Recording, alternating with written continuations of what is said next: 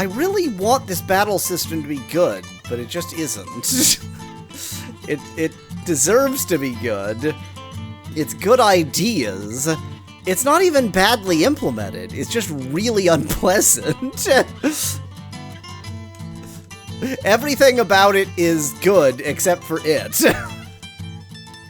Dan's drive-thru asks if I ever made it to level 6. Two of my important characters are level 6, and that's the important part. Don't attack fire! The fire attacks back! Don't attack you're fire. Supposed to use that to kill the demons. Oh, so in other words, I did fine. And I think triggering that... Here's what the walkthrough says. There will be demons surrounding a brazier. You can shoot it to flood their area with lava, kill them, and then leave and come back to reset the lava trap. Well, yeah, because, so like, next time if I want to come back and kill them again, then the lava trap will be reset. I think that's all but it's I'm confused. I'm confused because the next step has nothing to do with that. Remember that all guides are written by idiots.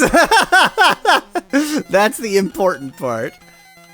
So, in other guides that I had seen, it said you had to put out the brazier, which is why I'm really confused. What the heck am I looking at? Gem. MP too low, oh no. See? Full heal. Isn't that incredible? Although it does take a lot of MP. Specklad says, "Die, fire! Not today!" I don't remember the voices in that. Asked if... Die, potato! Not today. I think that's approximately the voices. I think that's a lot closer than mine. But I also can't do impressions, so... Neither can I, but I can do voices. So I think that there is a dungeon room in every direction. How do you recover MP, asks Specklad. I'm betting you just stand around. Magic 4. Oh wait, you probably hole up in camp. This feels like the safest plausible blah. This background feels wrong. This suggests that I can go west in a corridor and north to a dungeon room, so... What, no apparition? Boring. Okay, let's go east. Always in... What? What I told do you to look mean? at a gem.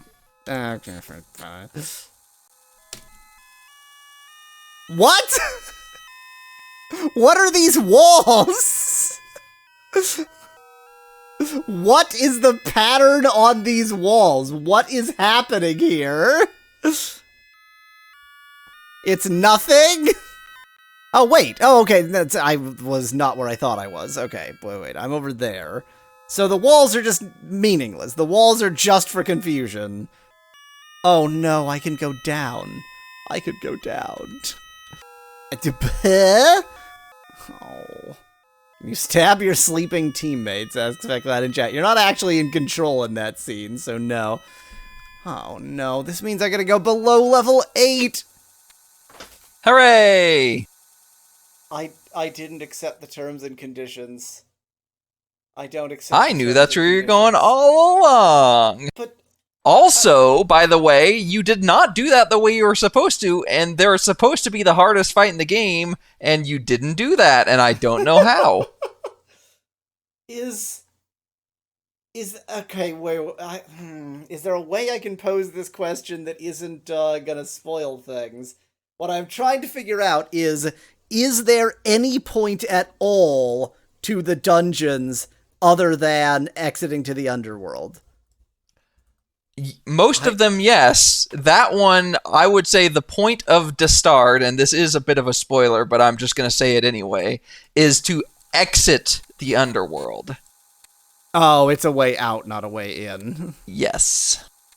Oh, good. Poison everywhere. My favorite.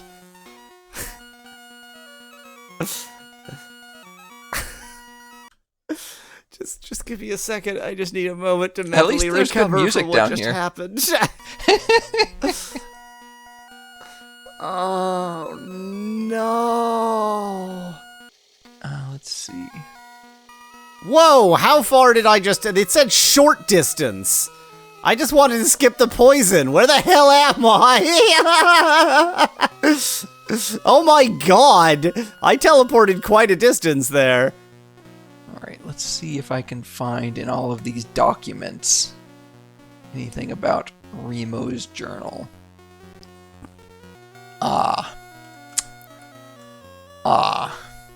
So there is a 2-page PDF. Each page is like 2 pages long. That's a journal that comes with with Ultima V.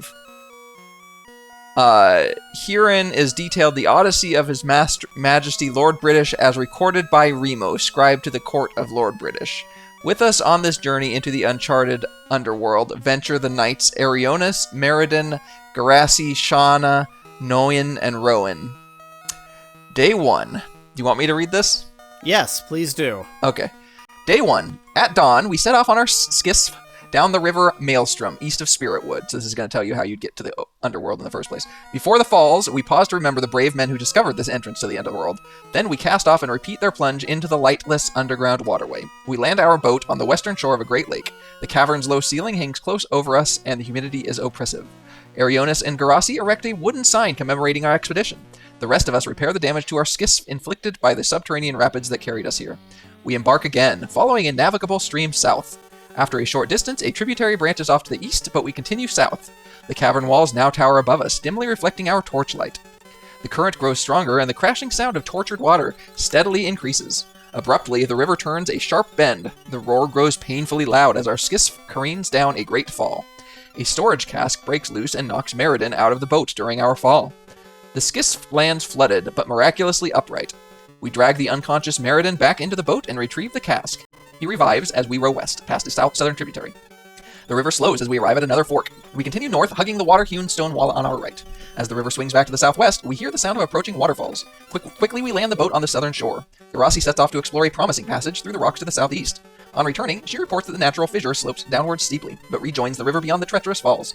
We portage our skiff around the falls with little difficulty and are once again on our way. While the day wanes thousands of feet above us, the river empties into a calm lake, stretching out beyond our sight into the murky gloom. We row by southeast, following the shore. A muffled scream, a heavy splash are our first omens of danger. We all stare at the stern where, moments before, the raven-haired knight Shauna sat.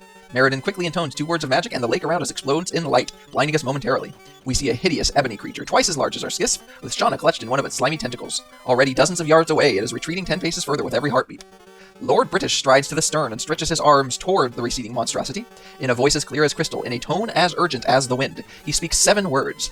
We do not comprehend their meaning, but we witness their impact. The squid creature puffs up suddenly. A wrenching noise tears through the dank air. A large wave passes under our boat. The squid creature has been vanquished. The light from Meriden's spell fades, and new torches are lit to replace those dropped in panic. Shauna, dragged from the water, now sleeps at her place upon the boat's stern. Our king rests also, deep in the meditation of the virtues. We row on. Eventually, at the southern shore of the lake, we follow the westernmost of 2 identical-looking streams. We explore several land passages along the way, but they all prove to be dead ends. The river turns north. Flows. It says flaws on a while, but it's meant to say flows on a while. No, it's a flawed river. No, flaws on a while, and then perversely turns south. What? Our first day's journey. How disgusting! You have to draw it in your hand, and it's just drawing chicken balls. It's just drawing chicken balls. I see. So that's day 1. We have 2 more days to read. No, 3 more, but that was about 1/3. That was about 1/3 of the total text. I'll say it. All right. Day 2. We wake into a morning as dark as the blackest of nights. Our campfire is a damp mound of cold ashes. The underground river has risen in the night, soaking the meager supply of dry wood we brought with us. Maybe you shouldn't have put it next to the river then. Setting out upon the waters again, we row south. Scarcely an hour passes before we come upon another waterfall, one with no opportunities for portaging around.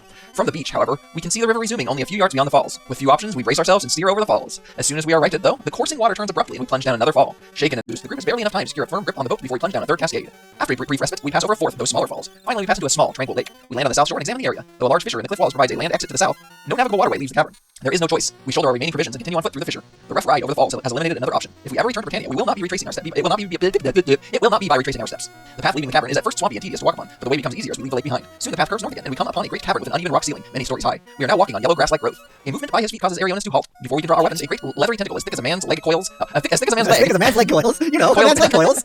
Coils around Arionis, and then starts dragging him into its underground lair. No one drives his deadly main gauche into the tentacle. Thick green fluid streams from the severed tentacle as it falls away. As Ariona stumbles to his feet, he quickly shouts a warning. No one turns to sever a second tentacle just before it snares him.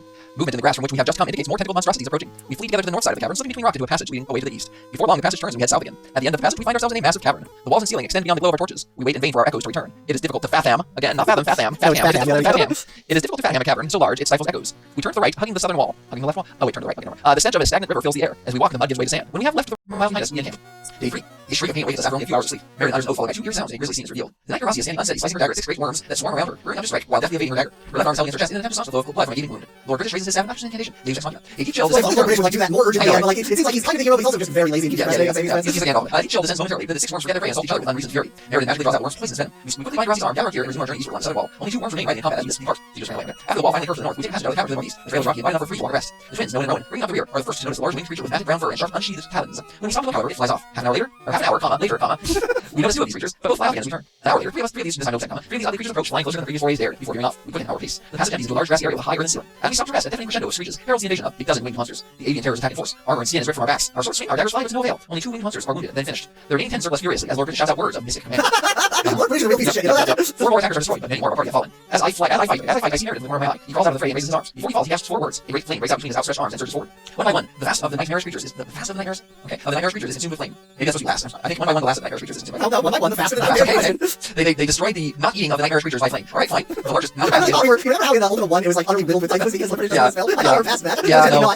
The largest fat spirals to the ground. His running carcass crashes next to Meredith's corpse. The memorial fires for our great archmage. The 2 more days that are very short. Day 4. Yeah, pretty much. Day 4. Today the 3 of us remain. Mary, the Valiant Knights, Ariana, Meredith, Rossi, Noan, and Rowan. Here upon the underground battlefield where they fell. Tomorrow we shall see our way back to our own world. Our disastrous quest here is finished. Day 5. The raids came this morning. There were 3 of them. They walked through the snow. Their blackness was deeper than the shadows from which they emerged. Advancing towards Lord British, they ignore Shauna and myself. Lord British held their gazes, murmuring words of life, healing, and protection. Still they advanced. One raised his hand, pointing at our Lord. Then a silver bolt struck our mortal king, and he fell to the stony earth. It says the immortal king, and yet still fell. Shauna was frozen, transfixed. I stumbled forward, but when I touched that cloak, I shrank back. Foreboding watched over me. They took our Lord with them. I was powerless to stop them. I'm afraid we all are. And that's all it says. That's it. And yet you're supposed to get a hint that there's a amulet. So here's it says the amulet's location in Ultima 5 can be deduced by following the journal. Here is what you actually learn from that. If you can figure out where they entered and you can enter it with a boat, then you can follow their route. That is which is I guess what you're supposed to be doing. Exactly. I actually find that quite obvious. Like, of course you're supposed to follow their route. That being said, I don't know where they entered, so. No, it says so at the very beginning, and you know where it is. Is it where I just entered? Read it can't be where I just entered. No, it's not. Let me reread the first paragraph. It'll be super. In fact, the first 2 sentences. At dawn, we set off on our skiffs down the river Maelstrom east of Spiritwood. Before the falls, we paused to remember before entering the underworld, and then we plunge into the lightless underground waterway. It's the waterfall. Yeah. Well, it's a waterfall. It's whichever one is east of Spiritwood. Sure. That's the one you've been in. I think that's the only one that leads to the underground. So are the corpsers gonna do something, or... Oh, hi! Okay. That's how you make them exist.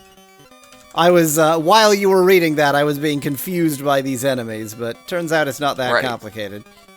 I mean, obviously, these are the tentacle enemies from the grass that they talked about. Like, each of the enemies is going to have a corresponding... Yeah, of course. ...entry in the journal.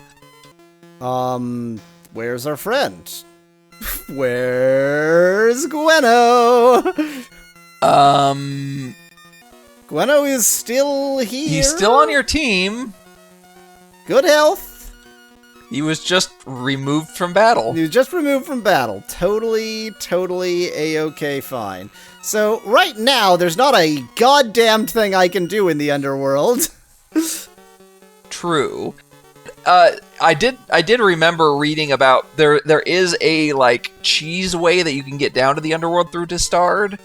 I think you must have taken that by accident. That would be a very standard Yaw Weasel behavior. Yeah. I have accidentally succeeded at something impossible. So I suggest, even though I hate to do it, I'm gonna reset, reload I would probably agree with that. Earth. But I do think we are in a position follow the journal. To follow the journal. Yeah. I agree.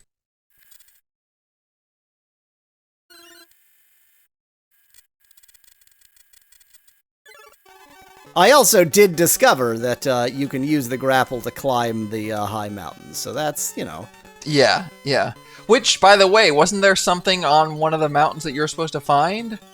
Oh, yes! Thank you! Oh, my God, Which is not that yes. far away from Britannia it either, is, so. yes. I would not have remembered to do that. You may think that I would have certainly remembered that very obvious thing. That was I would have thought that, no. yes.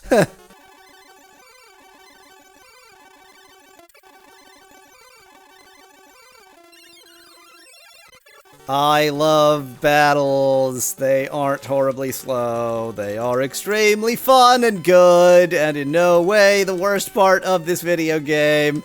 It's so annoying because it's like quite an inventive style of battle to be this annoying and unpleasant.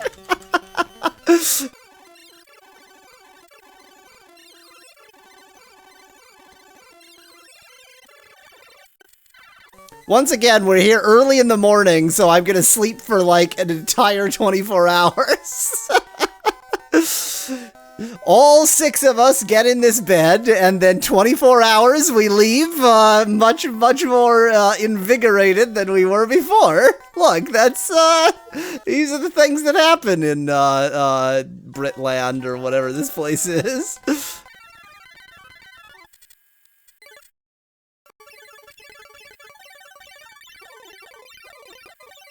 Aha! Okay, because climbing mountains can be dangerous. It even looks like a heart structure around it. You know what it particularly looks like? The exact same place where we found the white gem in the previous game.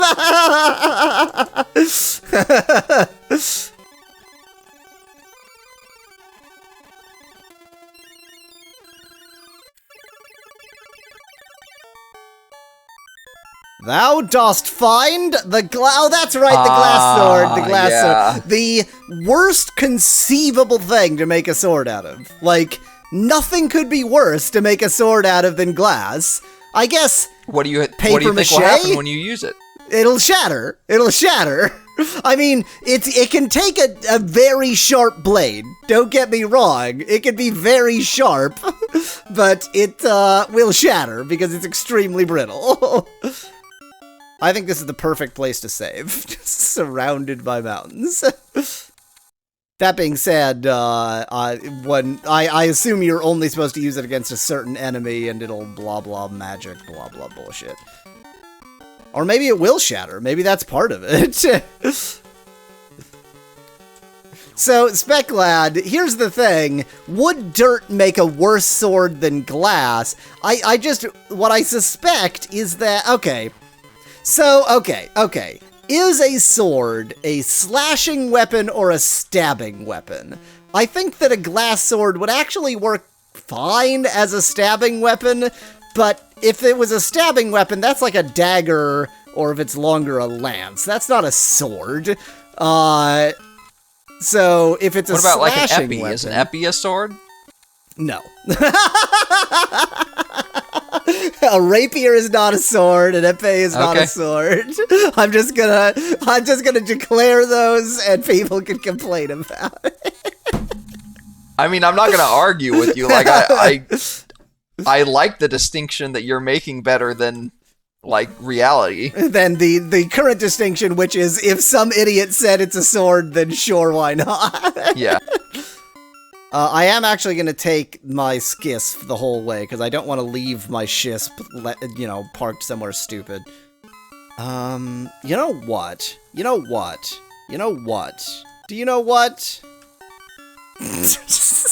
I do know the word what, yes. Good.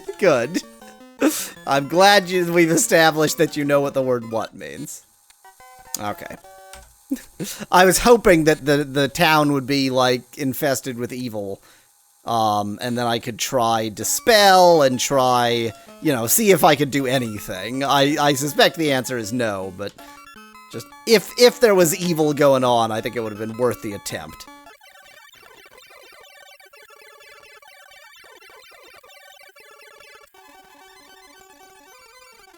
Just, abbreviate that entire, multi-page document into a sequence of very clear, very concise instructions. That's all I'm asking from you. That seems fine.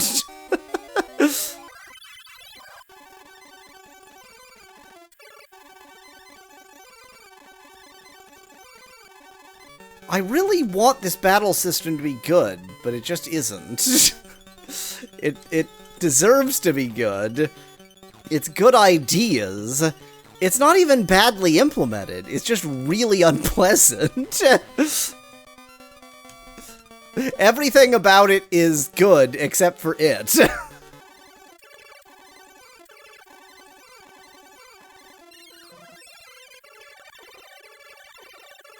Super fast. We got here so fast. And I theoretically know a way out, too, because of, Place. Place. So the starred place. So did you put on the glass sword, asks Becklad, which I assume he means equip. No, obviously not. It's a glass sword. I have magic axes. The frickin' axes aren't made of glass. They're made of, magic, but they're made of steel, presumably. No, just magic. Okay, I'm in a place. All right. Their first step was to land their boat on the western shore, but I don't think that's what you want to do. Because wait. Yeah. There's the wooden sign. Okay, so it says erect a wooden sign commemorating our expedition. So that should be okay. November 27th, the year 137. Give me a second here. Oh, and this sign, you're supposed to translate it, and then it'll be like, our adventure. Yeah. You'll go, oh, wait, the box came with this weird card. Yeah, exactly. Okay, language, there we go. And the thing that looks like a P isn't a P, I remember that much. Specklad, the glass sword can't be super amazing awesome because it's not a ranged weapon. Or maybe it is. Maybe it is. Hereupon began the quest of... I'm gonna go to sleep while you do this.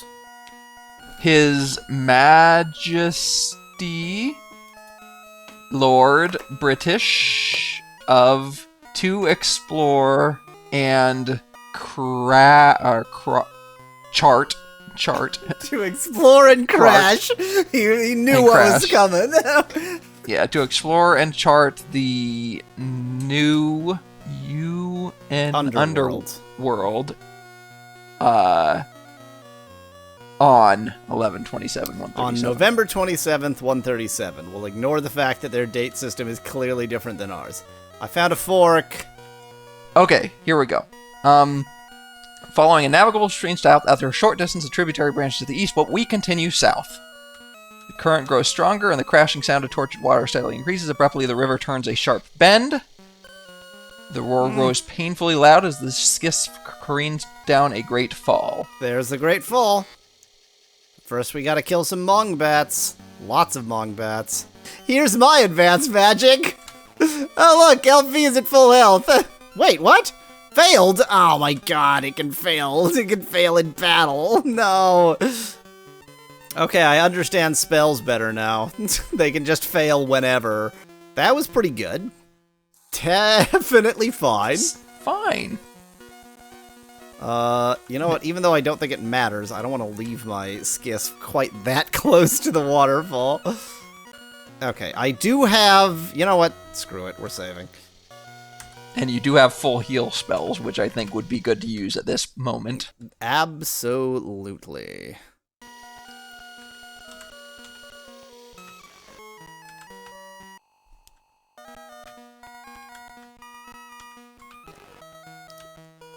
I didn't want ready, I wanted hole up and rest.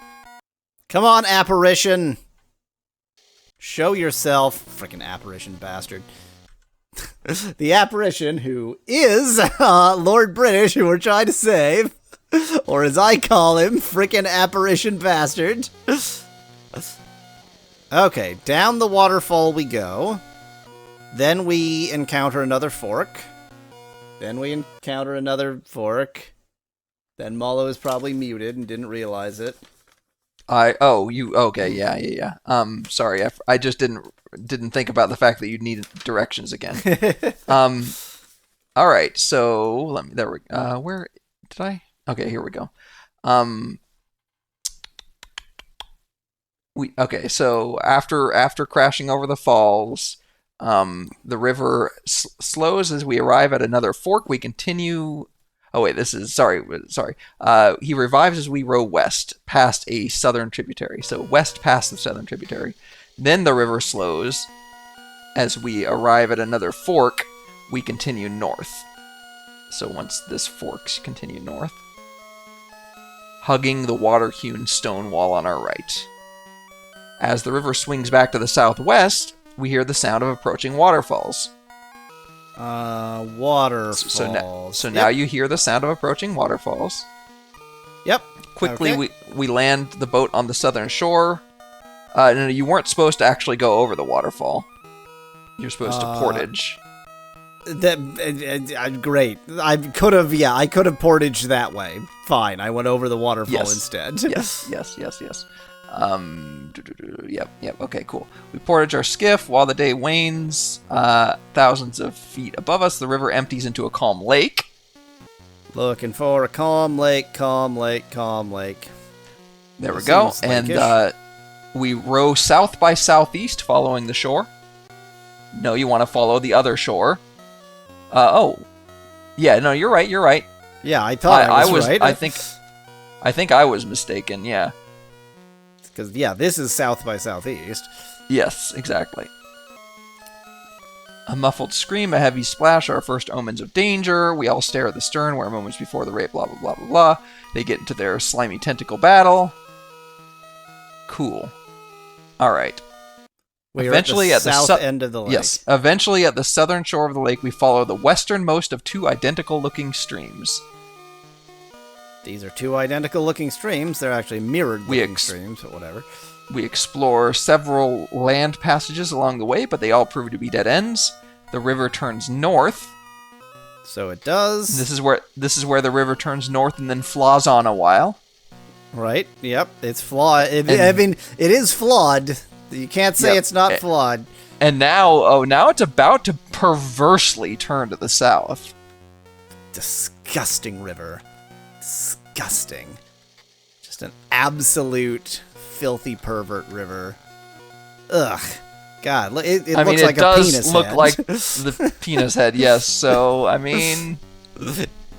All right. Time for Tremors. First, we have to fight infinity bats. Oh, I didn't mix Tremor. I'm an idiot. That's what I thought you were doing, which is why I wasn't prepared to help you further. I was like, okay, it's going to be a second while he mixes more reagents.